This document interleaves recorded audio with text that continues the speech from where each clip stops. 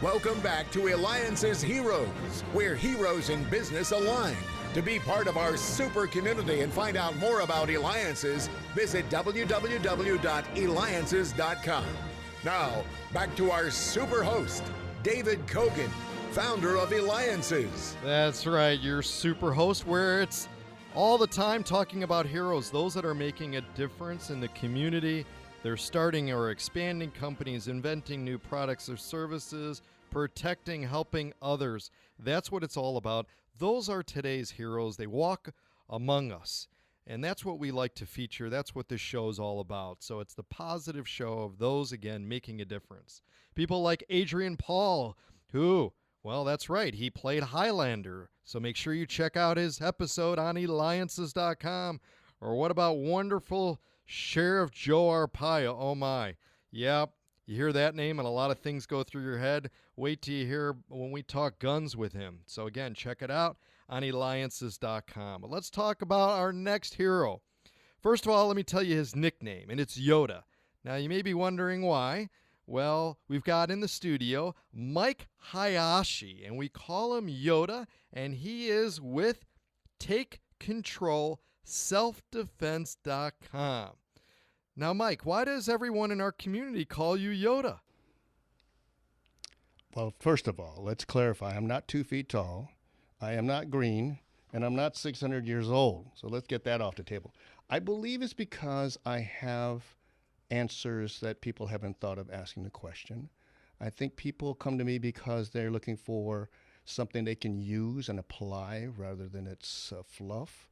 Yoda only speaks when he has something to say, but the bottom line is, carries a mean stick and can use that whenever he wants, and he can jump and fly. Absolutely. And let's talk about your background.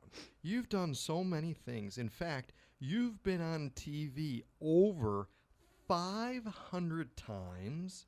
You've done 2,500 seminars to 500,000 women at 525 companies in 27 states. Are you sure you're not hundreds of years old? I started when I was 3. When I started this, I thought of 2 things. There are lots of black belts out there. There's lots of police officers, Navy SEALs, FBI, Highway Patrol, people that think they can teach self-defense. And my market was a little different. I wanted to teach women and children. Now, it was a little difficult because no one was coming to my karate studio except for the men.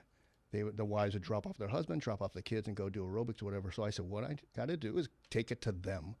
So I started 2 paths. One is to speak as often as I could, and I went right to the company, in-house at IBM, in-house at American Airlines, in-house at the Ritz-Carlton, and take it to their staff and employees and associates and make it as convenient as possible.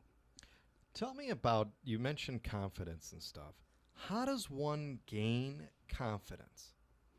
Well, 3 ways. One, they have to have the skill set. So they have to have techniques that they feel, once they've been shown and once they've practiced, that they feel, I could do this.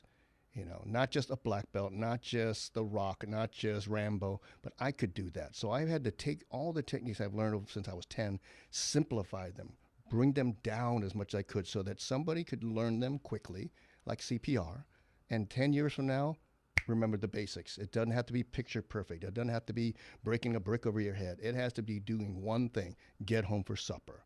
And that's my mission, get people home for supper.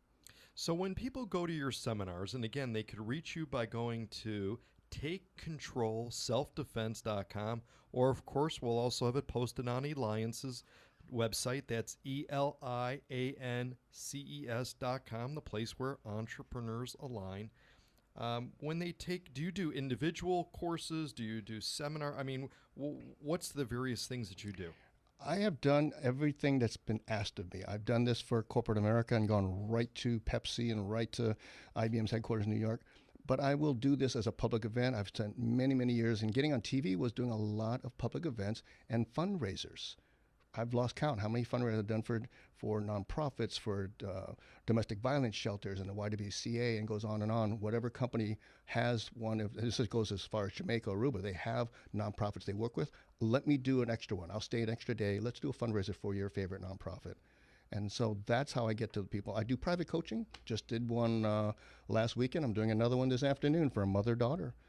Privately in their own home. They don't want to go to a studio. They don't want to be in a group of 200 people. So they call and say, hey, I'll be there. Just tell me where you live, and we'll work out dates and everything else. And what do you hope that they hope to achieve from taking your course? 3 things. One is that they want to know that if something happens, they could do something. The police won't be there. They'll be there if you call them after the fact. So they want to have something that they could do. The daughter, unfortunately, is experiencing kind of a stalking scenario with an ex. So the mother called me to do this for the 2 of them because she's afraid of when she moves back home. She's living with her right now, but when she moves back to her place, this guy could come out of nowhere again. So, and I told her, I said, not just this one person, but there's a lot of guys out there. So when you start dating again and you meet another guy, who knows, he might be a stalker as well. So they want to know if something happens and I'm not with anyone except me, what could I do? So I'm teaching everything from using their own body to improvise weapons around them in the kitchen or in a car, to tasers, you name it. So I take this very seriously because I always tell myself, I don't know who's ever going to need this, ever. But it could be the person you're sitting next to in the audience. It could be the person behind you. It says, the numbers say 1 out of 3. So we just don't know who. It could be the person left or right, or it could be you. That's scary. It is scary. It's very scary. And it's even worse on college campuses. And that's why I'm trying to put that tour together. It's a zoo on college campuses. And you're listening to Eliances Heroes with me, David Kogan. Be a hero. Go to where entrepreneurs align. Be part of the community at Eliances.com, ELIANCES.com. And we've got in our studio, that's right, Mike Hayashi, and he is with TakeControlSelfDefense.com. In fact, Mike, you are very highly respected at Eliances. You've done a tremendous amount for the community. You've helped it grow since day one. You've been involved in that. Why? There's so many different other things out there, groups, clubs, and so on, of course. We're the community. But what has attracted it to you and have you be so highly respected within that community? There's a feeling when you walk into that room, I don't care if it's a round table, a grand table, or a secret session, that the people in that room are looking to find ways to help you. Whether it's themselves or whether it's somebody they know or it's a connection, they could make a phone call for you instead of you trying to do it. There's that feeling as soon as you walk in, and I noticed that 3 years ago when I walked in. And it's a little intimidating because there's some people there that are players and they've done so much and, have closed deals that I will never be close to. But again, they still are looking at ways to give back to you and find ways to help you. That's rare. And I don't care how many chamber meetings and all the other network groups are out there. I've been to most of them. There are very few groups like this. And that's why I don't miss a Tuesday. I told you, I've missed twice in the last 2.5 years. Once second honeymoon, and second in San Francisco. Once for a government job. I was speaking up north and couldn't make them change the date. It was set 2 years before, so those are only 2 times. 2 good, valid excuses again. And he's talking about our round table that we have every week where it allows you the opportunity to meet people like incredible heroes like Mike Hayashi, again, who could be reached at Take Control Self-Defense. Now, I got to ask you, I don't know if I have the right number here because it just seems off the chart. But you're a karate black belt. Now, you're not a first degree, second degree karate black belt. You're not even a 5th degree karate black belt. But how could this possibly be? You're a 7th degree black belt? Yeah, and I have the broken nose, the broken ribs, the torn ulnar nerve, the torn rotator cuff to prove it. I'll tell you, after you get the first one, that's, to me, to my memory, it's still the hardest. It was the hardest, the most difficult, the most intimidating, the most grueling, because it was stepping up to that level. When you become a black belt, and I don't care what martial art, you are now a teacher. You are passing on information that was given to you and you're blessed with. So after the 3rd, 4th, 5th test, how many boards can I break? How many things can I do? So my instructors and people I work with, after a while, you're there because you've put the time in. And my instructor used to call me and he asked me, how many people have you trained? How many people have you impacted? And because of what I'm doing, I got to say big numbers that a lot of martial artists that stay in their one little studio don't get to say. Yeah, I'm up to about 490,000 now. I should hit 500,000 this year, Sensei. So I think that's what he's been looking to me to get my special skills out there, is because we don't have a lot of people that want to share. They grab the information for themselves and they hold on to it. I'm teaching as many people as I can until I can't do it anymore, until I can't walk or move. I'll keep doing it till I'm like Stan Lee in '94. You know? Phenomenal, phenomenal.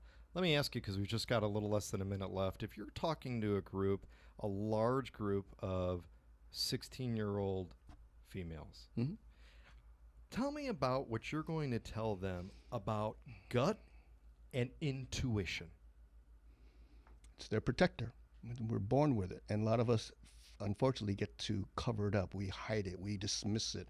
We pretend it's not there. We're being silly. We're being foolish. No. That instinct's there, like an instinct in every animal in the world.